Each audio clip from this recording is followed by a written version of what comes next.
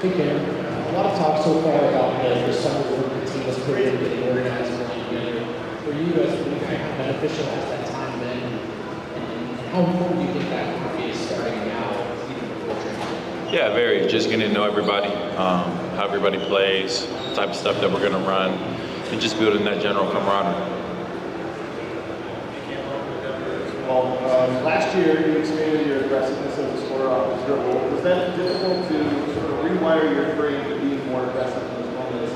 And do you foresee it being difficult to maybe balance now doing that while also fitting into a team that has a lot of offensive offense? No, not at all. It was fun, actually. Being able to be put in those situations and try to figure out how to score, how to generate shots for my teammates, and how to keep the offense moving. And I don't think it'll be a problem. And what I'll do here, I'll play my game, try to complement the guys that we have, and at the end of the day, it's all about winning, man. So just doing whatever it takes to win. What would success look like for you here? Obviously winning, the team winning, but for you personally, how would you like best to contribute to that? Well, it's a tough question to answer simply. Just do what I do on a nightly basis. Bring an element of shot making, an element of defending, and just being a connector, somebody that the team trusts, the coaches trust, my teammates trust, and trying to spin that in as many wins as possible. Ken, when you think you in the city of Denver here, what are some of the things you've done to acclimate yourself to the city if you've had time? And what would you say some of your favorite aspects of Denver? I golfed a little bit with some of the guys, walked around the zoo for a couple minutes the other day, drove around a bit, got stuck in traffic on 25. I think that, that's one of the big things about it. Took that long drive to the airport a couple times. But it's a cool city. People are cool.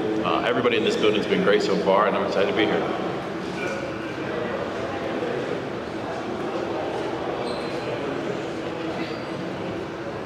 Cam, you're coming off your best year statistically. You played 57 games. What about durability? How many games would you like to play this year for Denver? How many do you feel like you're capable? 77 plus. 77 plus is my goal.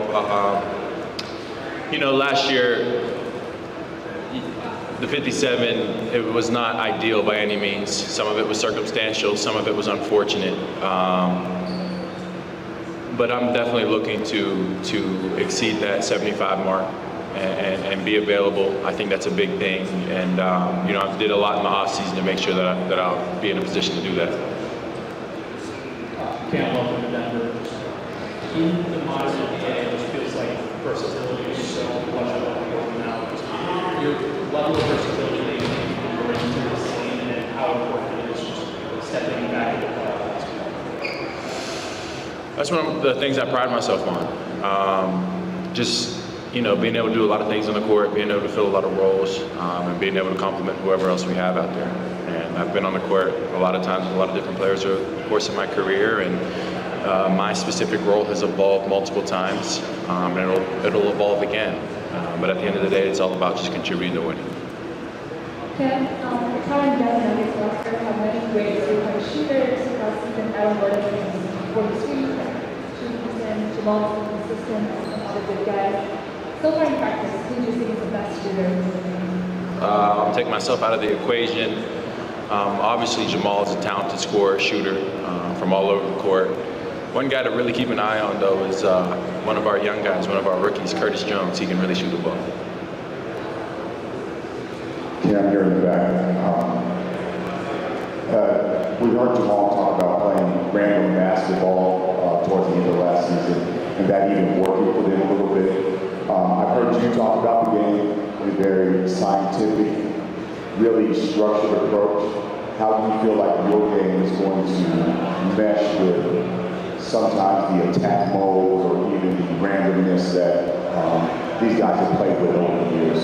Well, I think at the base of it, it's high IQ guys that know how to play basketball.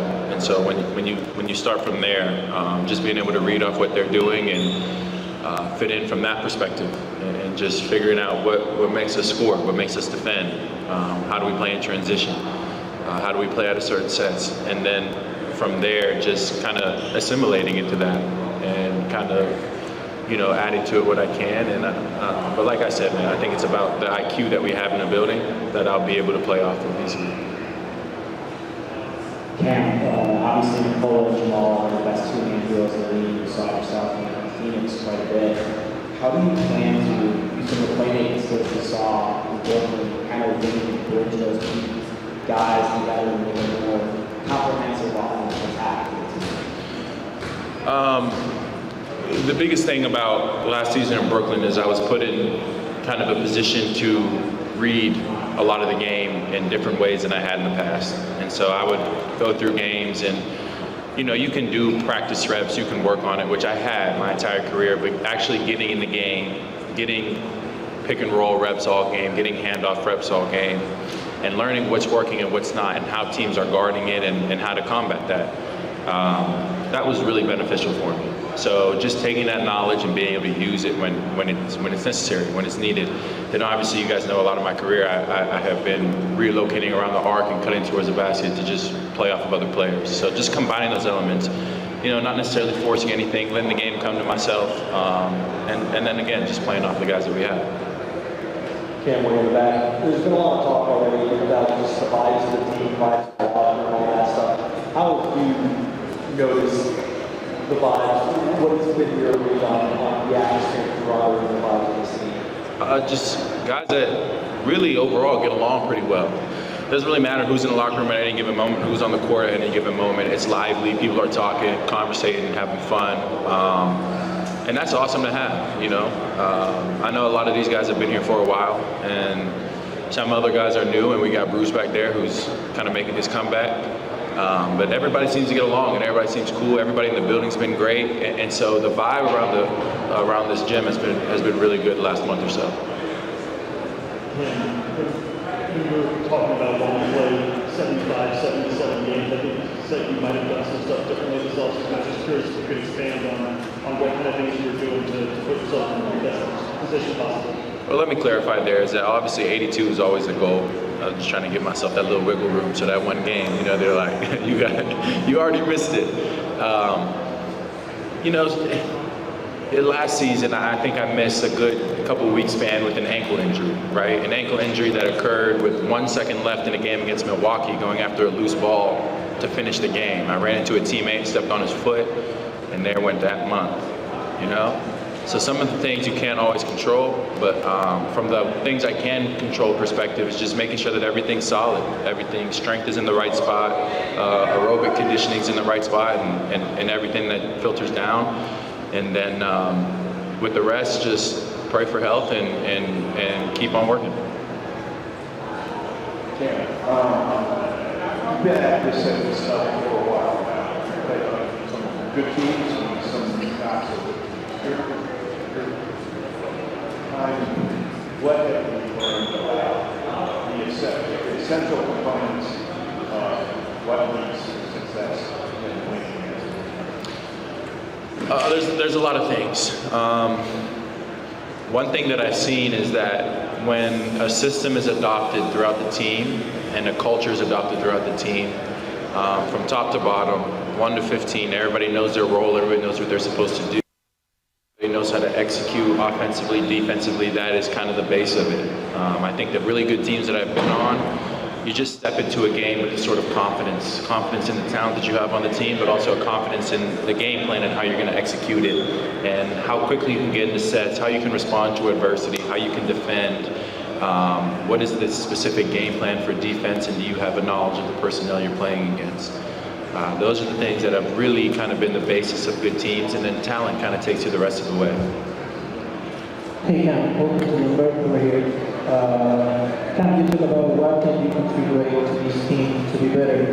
What kind of team you can get from this team or any specific player to improve your game and be better as a team in this new era?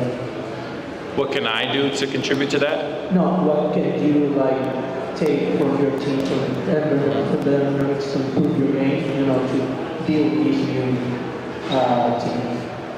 There's stuff you can take from everybody. There's stuff I can take from every teammate that I've had in the NBA. There's stuff that I can take from coaching staffs that I've had, players, teammates that I've had. I think a lot of it for me this year is going to come down to just finding a rhythm with the guys that we have on the team. You know, I'm not anticipating a situation where I have the ball in my hands 90% of the time. It's going to be something where I have to learn to read and react. I have to learn how to take advantage of opportunities and make the most of it.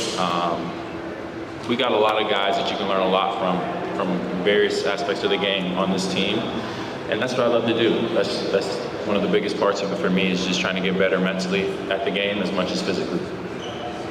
Hey, Cam, in the back, even though you're from Pittsburgh, you told us you're a huge Bengals fan. So how bummed are you to miss the game tonight? And do you think your team without Joe Burrow has any chance against the Broncos that you plan out? It's a great question.